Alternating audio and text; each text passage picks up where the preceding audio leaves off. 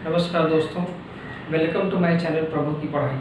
जैसा कि आप देख रहे हैं कि हमारी लॉकडाउन एक्सप्रेस सीरीज चल रही थी और हमने देखा वहाँ पे कि हमने क्लास 10th का जो है अलजेब्रा का टॉपिक स्टार्ट किया था, जो कि 20 मार्क्स का आता है। और सिलेबस और पेपर फॉर्मेट के बारे में मैंने पहले से ही वीडियो बना रखे हैं। जो लोग नहीं देखे हैं वो वहाँ पर जाके उसको देख लें, ठीक। और आज हमारा जो टॉपिक स्टार्ट हो रहा है, पहले प्रीवियस क्लास की बात कर लेते हैं। प्रीवियस क्लास में बेटा हमने अपना टॉपिक अलजेब्रा का पॉलिनोमियल अच्छी तरीके से उसे कंप्लीट किया। एक एक टॉपिक जैसे भी बोर्ड में इंपॉर्टेंट होते हैं जिस हिसाब से मैंने आपको बताया, ठीक है। अब हमारा जो नेक्स्ट टॉपिक है वो है linear equation with two variables.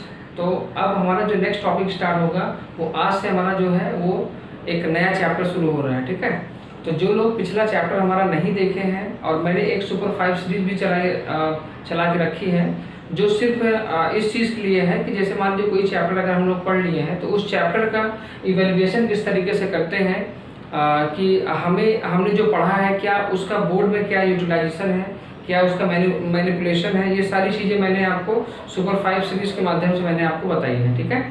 तो अब हम लोग आज नेक्स्ट टॉपिक पे चलते हैं। और जो लोग इस समय वीडियो हमारा देख रहे हैं वो लोग अगर नए हो तो उस हमारे चैनल को सब्सक्राइब कर दें, और जो लोग बिल्कुल सीखना चाह रहे हैं वो लोग वीडियो के एकदम आखिर तक बिल्कुल बने रहें, ठीक है।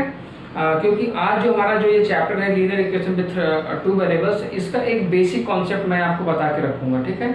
तो चलिए हम लोग ज़्यादा लेट ना करते हैं, हम लोग थोड़ा सा स्टार्ट करते हैं। तो जैसा कि यहाँ पे लिखा हुआ है शब्द, पहले इस पूरे चैप्टर का मैं पहले आपको एक मीनिंग समझाता हूँ।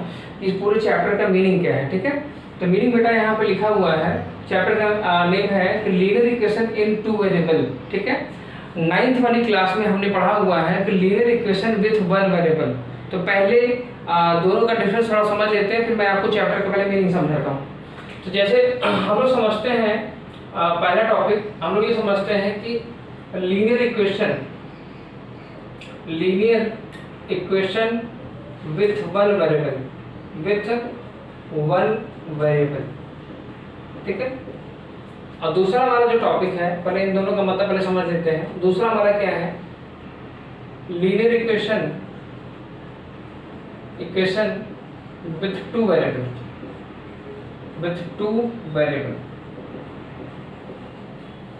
ठीक है। तो पहले हम समझते हैं कि linear equation with one variable मतलब वन वेरिएबल में क्या होता है और टू वेरिएबल्स में क्या होता है, ठीक है। इन दोनों के बारे में थोड़ा सा मतलब समझते हैं। मुझे पता है कि जो वन वेरिएबल होता है उसमें जो भी नेमिंग करते हैं, अब ऑब्वियस बात है ये सभी एक पॉलिनोमियल रहा पहले थे, ठीक है। तो हम एज्यूम कर लेते हैं कि इसका जो जनरल फॉर्म होता है वो होता है क्या बेटा, वो होता है ax + b, जहाँ पे आप बताते हैं कि a और b जो है वो एक रियल कांस्टेंट है। क्या है, एक रियल कांस्टेंट है। और a does not equal to 0, तभी आप कहते हैं कि एक गिवन जो है पॉलिनोमियल मतलब एक गिवन जो इक्वेशन है वो एक लीनियर होगा, और ये इसका जनरल फॉर्म है। अब इसको थोड़ा सा एक छोटे से एग्जांपल से समझते हैं कि क्योंकि ये तो एक जनरल फॉर्म है, लेकिन एग्जांपल से हम लोग क्लियर करते हैं कि कैसे। जैसे हम मान लेते हैं, जैसे हमारा लिखा हुआ है क्या बेटा कि 2x + 4 लिखा हुआ है, ठीक है। या मैं बोल सकता हूँ कि 2y - 1 लिखा हुआ है, या मैं बोल सकता हूँ कि 2t - 6 लिखा हुआ है। तो ये सभी क्या है, ये सभी linear equation with one variable है, क्योंकि अगर मैं इसको =0 लिख देता हूँ तो सभी क्या हो जाते हैं, एक इक्वेशन हो जाता है। तो यहाँ पे अगर आप देखेंगे तो ये जो फॉर्म है मतलब 2x + 4 ये क्या है, ये एक लीनियर इक्वेशन है, ठीक है। क्यों, क्योंकि यहाँ पर अगर देखा जाए तो ये ax + b, अगर मैं इसको स्टैंडर्ड इक्वेशन से अगर मैं इक्वेट करता हूँ मतलब ax और +b = 0 से अगर मैं इन दोनों को इक्वेट करता हूँ तो आप पाते हैं कि a कितना है, a x cancel out, a क्या हो जाएगा 2 और b कितना हो जाएगा बेटा 4। तो ये है वन वेरिएबल का कंसेप्ट। लेकिन हम यहाँ क्या पढ़ रहे हैं, टू वेरिएबल्स के बारे में। तो इनके बारे में थोड़ा समझ लेते हैं। तो टू वेरिएबल्स के बारे में जब समझेंगे तो हम फिर से वही उनको एक नेमिंग देना है हमें, ठीक है। जब एक नेमिंग देंगे तो हमें यहाँ पे क्या दिखाना है, हमें दिखाना है यहाँ पे, अब यहाँ पे लिखा है टू वेरिएबल, तो ऑब्वियस बात है क्या हो जाएगा, ये हो जाएगा ax + by + c।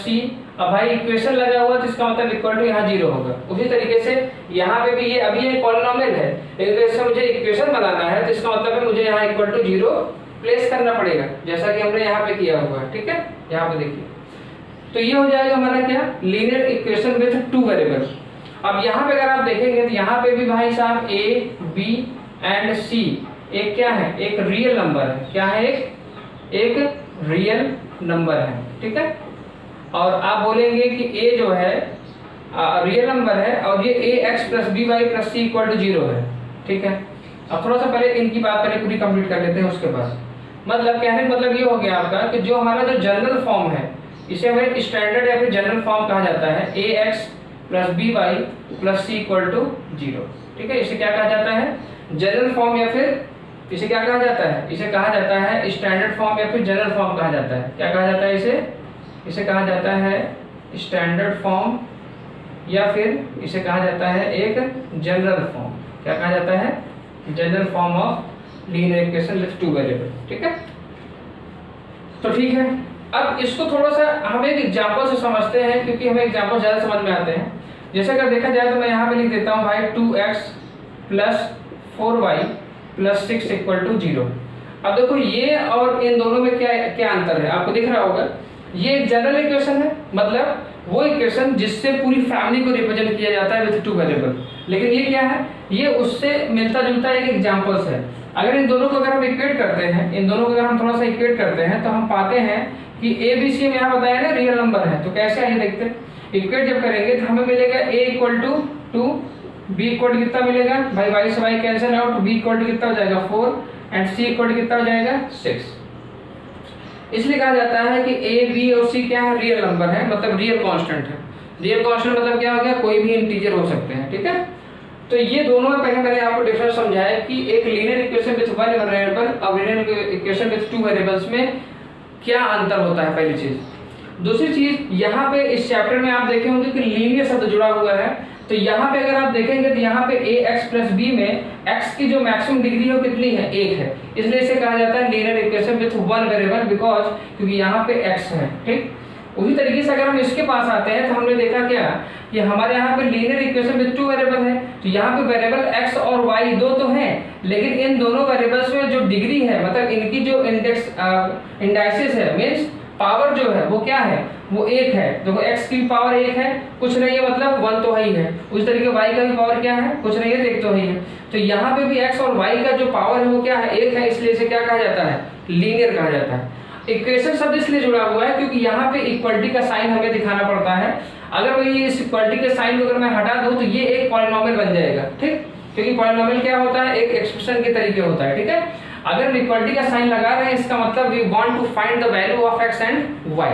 मतलब कि हमें जो उस वेरिएबल, मतलब उस इक्वेशन में जो वेरिएबल है, मतलब जैसे x और y इसे यहाँ पे दिया गया है, इसका मतलब हम x और y की वैल्यू को क्या करना चाहते हैं, इक्वेशन मतलब है कि हम उसकी वैल्यू को फाइंड आउट करना चाहते हैं। और जो x और y की जो वैल्यू होती है उसी को ही क्या कहा जाता है, उसी को कहा जाता है सॉल्यूशन ऑफ द इक्वेशन, ठीक है। तो पहला जो हमने जो आपको मेन डिफरेंस आपको बताया कि हमने जो 9th वाली जो क्लास में पढ़ा हुआ था वो linear equation with one variable था, और यहाँ पे जो हमने पढ़ा वो linear equation with two variable था, ठीक। लीनियर शब्द जुड़ा हुआ है, इसका मतलब उनकी सारी की डिग्री क्या होगी, 1 होगी, ठीक है। इक्वेशन इसलिए लगा है क्योंकि हमें इक्वलिटी का साइन यहाँ पे दिखाना पड़ेगा।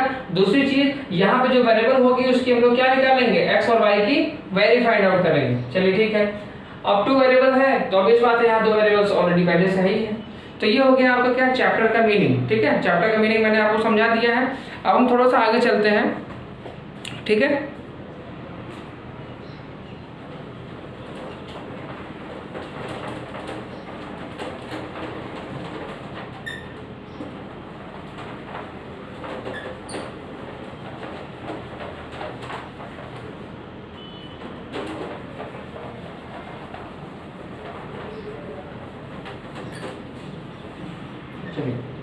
नेक्स्ट टॉपिक हमारा है कि जैसे हमने बता दिया आपको linear equation with two variables. हमारा अगला है कि solution of the linear equation क्या होता है।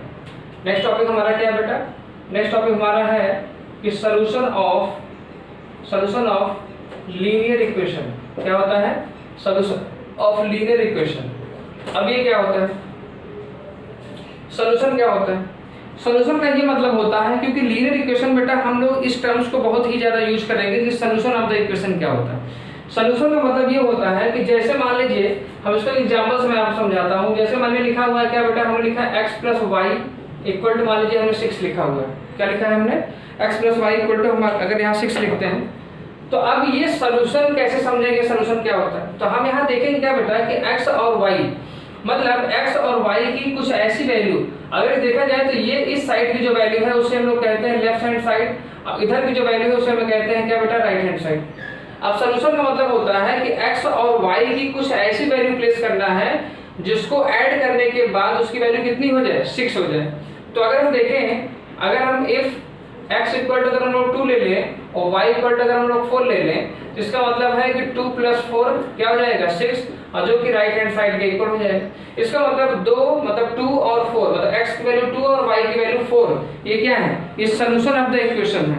अब ये चीजें बदल भी सकती हैं, बिल्कुल बदल सकती हैं। क्या हो सकती हैं, सर मेरा मन कर रहा है कि हम x इक्वल टू 4 ले लें और y इक्वल टू 2 ले लें, तभी इनका सर सम जो है तो 6 तो आ रहा है, बिल्कुल सही है, ये भी सही। मतलब सोल्यूशन का मतलब होता है कि x और y की ऐसी वैल्यू जो उस इक्वेशन में प्लेस करने पर उस इक्वेशंस की वैल्यू को सेटिस्फाई करे। मतलब अगर राइट हैंड साइड में अगर कोई भी कांस्टेंट है तो लेफ्ट हैंड साइड में जो वैल्यू हम प्लेस करेंगे उसका समेशन क्या होना चाहिए, राइट हैंड साइड के इक्वल होना चाहिए। ठीक है, तो ये होता है सोल्यूशन ऑफ द इक्वेशन समझने का तरीका। ठीक है, नेक्स्ट टॉपिक देखते हैं हम लोग। नेक्स्ट टॉपिक हमारा है क्या, साइमल्टेनियस लीनियर इक्वेशन। ठीक है, क्या है, साइमल्टेनियस लीनियर इक्वेशन। चलिए बताते हैं साइमल्टेनियस लीनियर इक्वेशन क्या होता है। एक शब्द यहाँ जुड़ा हुआ है आपका, क्या बेटा, शब्द जुड़ा हुआ है कि साइमल्टेनियस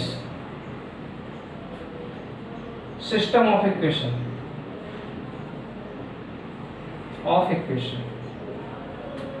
अब साइमल्टेनियस सिस्टम ऑफ इक्वेशन का मतलब क्या होता है ये समझिए पहले। एक शब्द यहाँ पे है साइमल्टेनियस। साइमल्टेनियस का मतलब होता है क्या बेटा, साथ साथ। हिंदी में क्या कहा जाता है इसे, साथ साथ। या फिर एक शब्द आता है कई बार कि लगातार, साइमल्टेनियस एफर्ट ले रहे हैं लोग ना, लगातार।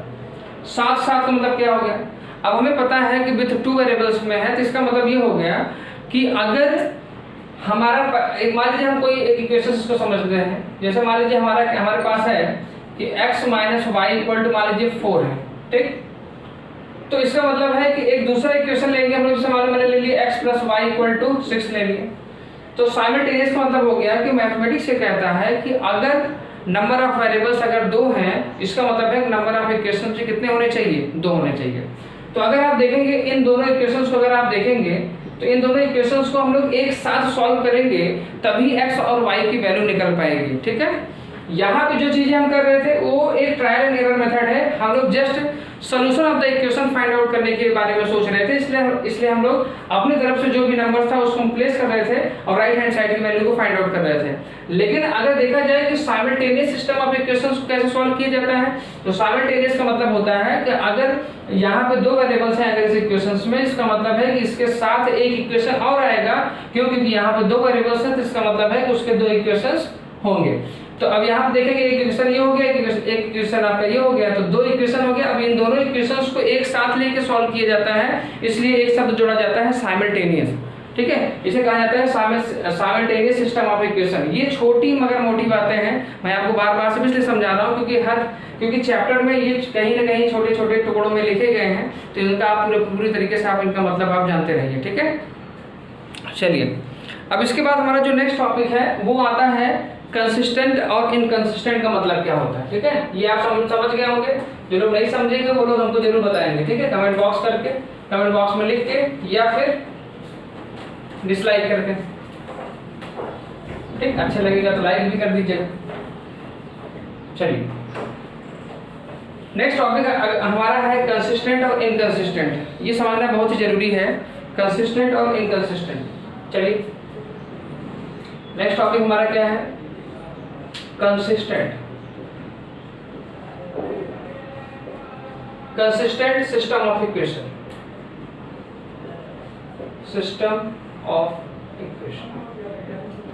ठीक। यहाँ एक शब्द जुड़ा हुआ है कंसिस्टेंट। कंसिस्टेंट का मतलब होता है जैसे कि आप हमेशा सोचते हैं अपनी जनरल लाइफ में कि धोनी बहुत कंसिस्टेंट प्लेयर थे, तो इसका मतलब क्या हुआ, कंसिस्टेंट का मतलब होता है कि धोनी की एक अपनी मार्केट वैल्यू थी, मतलब कि जब वो लास्ट में जाते थे तो हम ये हमेशा सोचते थे कि अब हो सकता है मैच हम लोग जीत सकें, ठीक है। बाद में ऐसा होने लगा कि हमें लगा कि धोनी नहीं जिता पाएंगे, रविंद्र जडेजा जिता देंगे मैच को।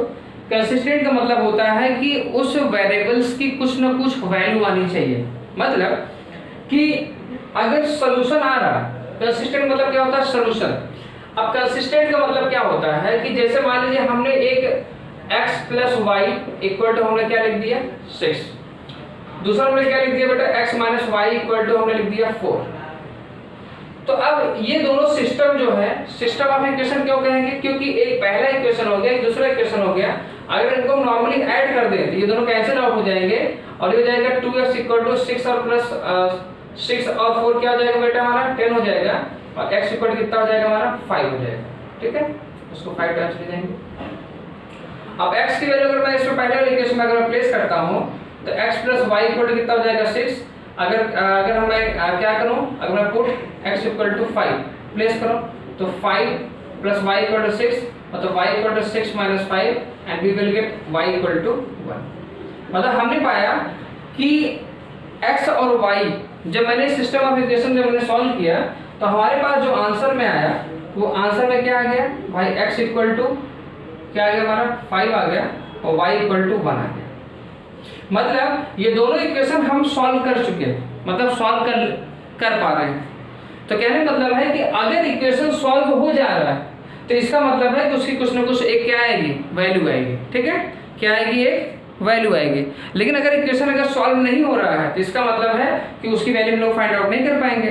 तो कहने का मतलब है कि ऐसे केस हमेशा दो केस बनेंगे आपके पास कि जब आप उस इक्वेशन को सॉल्व कर पाएंगे। केस 1 क्या बनेगा, केस 1 ये बनेगा आपका कि जो सिस्टम ऑफ इक्वेशन है वो हमेशा पहले केस में या तो यूनिक सोल्यूशन देगा, यूनिक सोल्यूशन मतलब है ये जो हमने फाइंड आउट किया। जैसे अज्यूम कर लेते हैं क्या है हमारे पास जैसे x इक्वल टू 5 है और y इक्वल टू 1 है। इसका मतलब है जब मैंने इसको सॉल्व किया तो ये आ गया 5,1 आया, ठीक है। तो इसका एक यूनिक सोल्यूशन हुआ इस सिस्टम ऑफ इक्वेशन का। इसका मतलब है कि यूनिक सोल्यूशन वाले हमेशा क्या करते हैं, अब यूनिक सोल्यूशन कब बनता है अभी भी समझ लेते हैं। जब आप देखेंगे कि यूनिक सोल्यूशन तभी बनेगा अगर थोड़ा सा लाइन के सिस्टम में चले, अगर लाइन के रिस्पेक्ट में अगर हम बात करें तो अगर हमारे पास लाइन एक L1 है और एक लाइन हमारे पास क्या है L2 है। तो अगर एक लाइन हम ऐसे इस तरीके से ड्रॉ कर दे रहे हैं L1 और एक लाइन ऐसे ड्रॉ कर दे रहे हैं वो है क्या L2। यहाँ आप देखेंगे इनका एक इंटरसेक्टिंग पॉइंट है, इनका एक क्या है इंटरसेक्टिंग पॉइंट है। अब ये जो इंटरसेक्टिंग पॉइंट है इसका भी कुछ ना कुछ एक कोऑर्डिनेट होगा। ऑब्वियस सी बात है भाई, जब दोनों लाइन एक दूसरे को कट करेंगे तो एक x कोऑर्डिनेट बनेगा, मतलब एक x की वैल्यू आएगी और एक y की वैल्यू आएगी, ठीक है। तो इंटरसेक्टिंग लाइन जो होती है उनका हमेशा क्या होता है, एक यूनिक सोल्यूशन होता है। तो इंटरसेक्टिंग लाइन तो L1 और L2 क्या है, आर इंटरसेक्टिंग लाइन, और जब इंटरसेक्टिंग लाइन बनेगी तो हमेशा क्या होगा, हमेशा एक यूनिक सोल्यूशन बनेगा, ठीक है, केस 1 के लिए। और दूसरा केस क्या बनेगा, दूसरा केस हमारे पास बनेगा जब लाइन क्या हो, जैसे एक लाइन मैंने एक लाइन हमने ड्रॉ कर दी L1 इस तरीके से, ठीक। इसी के ऊपर दूसरी लाइन क्या हो जा रही है, रिपीट हो जा रही है, मतलब L1 और L2 रिपीट हो जा रही है। मतलब कहने मतलब है कोइंसिडेंट लाइन कहा जाता है L2। अब आप देखेंगे इसका यहाँ एक सोल्यूशन मिलेगा, यहाँ एक सोल्यूशन मिलेगा, यहाँ मिलेगा, यहाँ मिलेगा, यहाँ मिलेगा। मतलब कहने का मतलब है इसके इनफाइनाइट सोल्यूशन होंगे। क्या होंगे भाई साहब, इनफाइनाइट सोल्यूशन होंगे इसके, ठीक। और ये हो गया इंटरसेक्टिंग, तो भाई इसके तो सिर्फ एक सोल्यूशन होगा और एक सोल्यूशन ही क्या कहलाता है, यूनिक सोल्यूशन कहलाता है। और लेकिन यहाँ पे इनफाइनाइट सोल्यूशन मिल रहे हैं। इसका मतलब है कि दूसरा केस ये बनेगा कि जब आपको पहला तो यूनिक सोल्यूशन हुआ, यूनिक मतलब केवल एक, मैं हिंदी में लिख दे रहा हूँ, केवल एक सोल्यूशन, तो उसे क्या कहा जाता है, उसे यूनिक सोल्यूशन कहा जाता है। दूसरा केस क्या होता है, दूसरा होता है इनफाइनाइट सोल्यूशन। क्या होता है भाई साहब, इनफाइनाइट सोल्यूशन। और इनफाइनाइट सोल्यूशन में क्या होगा, लाइन मतलब line L1 and line L2 are coincident line. क्या कहा जाता है उन्हें, कोइंसिडेंट लाइन कहा जाता है। कोइंसिडेंट लाइन का मतलब क्या होता है, एक लाइन के ऊपर दूसरी लाइन ऐसे आ जाए, उसे कहा जाता है कोइंसिडेंट लाइन कहा जाता है, ठीक है। तो ये दोनों केस किसको बनाएंगे, ये दोनों केस बनेंगे कंसिस्टेंट सिस्टम ऑफ इक्वेशंस के अंदर। मतलब इन्हें कहा जाता है कंसिस्टेंट सिस्टम ऑफ इक्वेशन कहा जाता है। क्या कहा जाता है? System of equation. ठीक, तो कहने का मतलब है कि कंसिस्टेंट सिस्टम ऑफ इक्वेशंस के लिए हमें पता कैसे चलेगा, जब या तो उसके यूनिक सॉल्यूशन निकलेंगे, मतलब कम से कम एक, या फिर उसके इनफाइनाइट, मतलब हो गया यहाँ भी सॉल्यूशन यहाँ भी सॉल्यूशन, या फिर एक से ज्यादा जब सॉल्यूशन निकलेंगे तो ऐसे सिस्टम ऑफ इक्वेशन को क्या कहा जाता है? कंसिस्टेंट सिस्टम ऑफ इक्वेशन कहा जाता है। वीडियो थोड़ा बड़ा बन रहा है, थोड़ा सा हमें थोड़ा तेज चलना पड़ेगा, तो ये चीजें आपको बिल्कुल समझ में आ गई होंगी।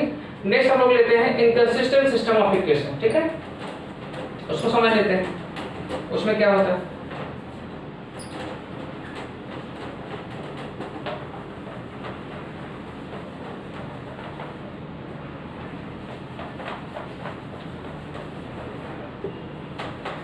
अब देखिए इनकंसिस्टेंट सिस्टम ऑफ इक्वेशन क्या होता है, ये भी समझ लेते हैं पहले।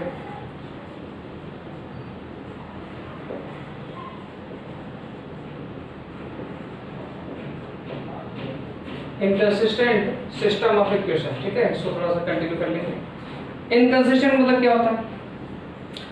अब क्रिकेट में अगर थोड़ा देखें तो कुछ प्लेयर ऐसे होते हैं जो इनकंसिस्टेंट हैं, कभी चौका मार देंगे तो कभी सोचेंगे कि हाँ ये गए या आखिरी में कुछ टीम को जिता देंगे, लेकिन ऐसा नहीं होता है यहाँ पे। लेकिन मैथमेटिक्स में ये हम समझते हैं, पहले क्रिकेट की बात तो क्रिकेट में है।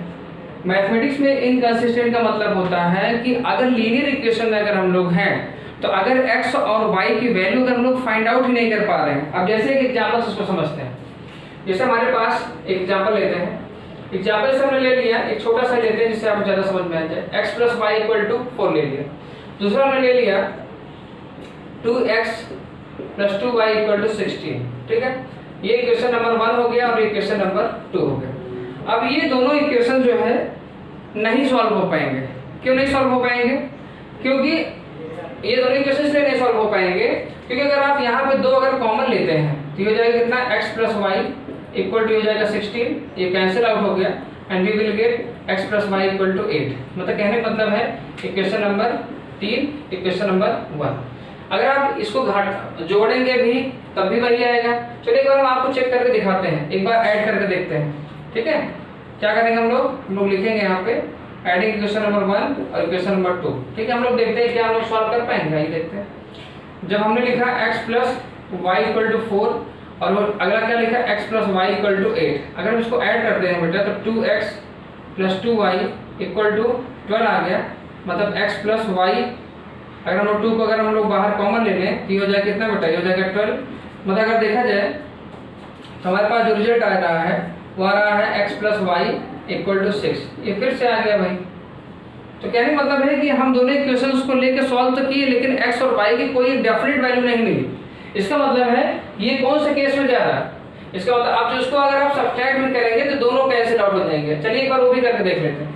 अगर हम लिखते हैं क्या है कि सब्ट्रैक्टिंग